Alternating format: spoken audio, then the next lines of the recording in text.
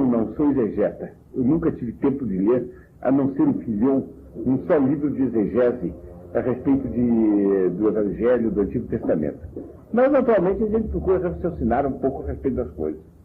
E isso eles sabem que no Novo e no Antigo Testamento nada acontece sem uma razão de ser. E que, portanto, está de acordo com as boas leis de exegese a gente se perguntar as 3 quedas de Nosso Senhor, por que foram 3? Mas, Nosso Senhor tendo tido 3 quedas, esse número 3 corresponde a uma porção de altas considerações, de altas digressões a respeito do cansaço, do sofrimento, do número 3 absolutamente falando, etc. E todo exegeta de lei entra em indagações dessa natureza. Eu posso perguntar, portanto, se nós que tantas vezes sofremos o peso do cansaço, o peso da fadiga, se nós temos alguma coisa a tirar do fato do cansaço do nosso Senhor Jesus Cristo, ao carregando a sua cruz, se ter manifestado em 3 quedas. Eu não dou uma resposta de exegeta, eu dou a resposta apenas de um homem de bom senso que procura responder essa pergunta com considerações comuns. E eu digo o seguinte, que na realidade, quando nós analisamos o cansaço, nós vemos que há 2 formas de cansaço. Há um cansaço ilegítimo, e esse Nosso Senhor não o teve, e depois há um cansaço legítimo, e esse Nosso Senhor o teve. O cansaço ilegítimo vem da falta de generosidade com que uma pessoa que não ama a Deus carrega um peso que deveria carregar e que não quer carregar. Então a pessoa chama isso de cansaço. É o cansaço dos preguiçosos. Negativo, não? Bem, mas há também o cansaço do homem ativo, o cansaço do homem dedicado, e que corresponde a 3 graus de intensidade diversos. Isso nos diz a experiência comum. Esses graus de intensidade, que são os graus do esforço e os graus da resistência humana para fazer o esforço necessário, esses 3 graus provavelmente têm relação com os 3 graus, com as 3 quedas de Nosso Senhor. O primeiro grau de cansaço se dá quando uma pessoa carrega um fardo e depois de de arrastar o fardo, chega em determinado momento em que considera que todas as energias comuns de que dispunha estão esgotadas. E então a pessoa cai debaixo do fardo. Bem, mas depois há o seguinte, que quando a pessoa cai debaixo do fardo e para, ela não só se recompõe um pouco do cansaço, mas há uma espécie de segundo movimento da alma, por onde a alma, por um admirável império sobre o corpo, faz uma mobilização de todas as suas energias mais profundas, de todas as suas energias que estão latentes dentro do homem, que o homem, na vida habitual, não está acostumado a mobilizar, mas que ele levanta. No período em que está na primeira queda, o homem faz esse raciocínio, mas que peso duro, que coisa tremenda, eu não consigo, entretanto é necessário, e eu quero absolutamente levar este fardo, este esforço, este ato de dedicação, eu quero levá-lo até o último ponto. E então diz, mas eu não terei em mim mais analisada a coisa, mais examinada a coisa, eu não terei em mim razões para um novo alento, um novo impulso, em que eu tiro de dentro de mim insuspeitadas energias para levar a cabo aquilo que eu queria levar. E então há uma espécie de segunda reflexão e uma segunda mobilização de todas as energias da alma. Então a alma deita um segundo empenho e vai e leva aquilo para frente e toca até outro baque, é o segundo cansaço. No segundo cansaço, a alma carrega um peso que é o seguinte: eu mobilizei tudo quanto eu tinha. Eu fiz tudo quanto eu podia. E eis que eu estou caí vergado sob o peso desta dor. As minhas energias estão mais gastas do que na primeira queda. Eu tirei de mim aquilo que eu não imaginava. Entretanto, eu quero continuar para frente. Eu não quero parar. Eu medito mais uma vez como é nobre o que eu quero, como é santo o que eu quero, como é digno de ser atingido esse objetivo que eu tenho em vista. Entretanto, eu sinto, além do peso anterior, eu sinto mais um peso. E este é o peso do desalento, da perplexidade.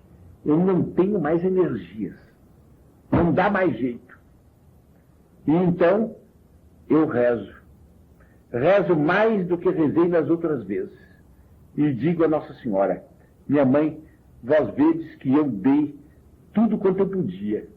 Ou vós me ajudais particularmente agora, mais do que nas etapas anteriores, ou eu não serei capaz de fazer aquilo que vós quereis de mim. Mas, observando-me bem a mim mesmo, por assim dizer, correndo a mão, honestamente, pela sacola onde estão as reservas de minha energia, eu encontro que ainda há algo que imolar, que ainda há algo que sacrificar. E eu vejo que a minha oração foi ouvida e que, ao par de energias que estavam que estavam ignotas de mim mesmo e que eu não apliquei, e que eu ainda posso aplicar e que constituem como que uma suprema reserva para eu lutar, acabam aparecendo também forças sobrenaturais novas que podem me levar ao que eu queria. Então eu me levanto uma segunda vez e eu continuo. Aí já mais sustentado pelos anjos do que carregado pelo pobre homem que sou eu. Mas também pondo de dentro de minha alma alguma coisa que na ocasião da primeira queda eu ignorava que tinha, que na segunda queda está se revelando a mim. É uma coisa tremenda, mas eu percebo que eu tinha mais qualquer coisa. Bem, arrasto-me mais do que ando, mas resolvi. Eu chego até o fim. E ainda que eu tenha que pedir a Deus um milagre completo, eu realizarei aquilo que eu devo realizar. Então, ando mais um tanto. E na terceira etapa, eu caio mais uma vez, eu sou um mulambo, eu percebo que em mim não existe mais nada capaz de resistir, que na sacola das energias disponíveis nada mais é nada, mas eu faço o seguinte, digo bem, eu tenho ainda comigo o seguinte, é esperar agora contra toda esperança. Pôr-me de pé, porque eu só tenho energia para ficar de pé. Não tenho mais energia para andar. Pôr-me de pé e dar um passo. E o resto tudo é a confiança cega, é a noite escura, é o despojamento total. Eu andarei de qualquer jeito para chegar até o fim. Me ponho de pé, ando, e aí eu dei algo de interior de mim que eu nunca imaginaria que pudesse dar. Aí sai de mim algo que é realmente o último fôlego de minha alma, mas também é a mais lúcida visão minha de meu ideal. E é o ato mais completo do meu amor. Aí eu me dei completamente. É quando eu me levanto do terceiro tombo. E quando eu dou mais alguns passos cambalhentos e chego até o sacrifício, em que eu sou pregado na cruz e me deixo imolar. Quer dizer, esses são os três cansaços, que correspondem às três etapas da dedicação humana.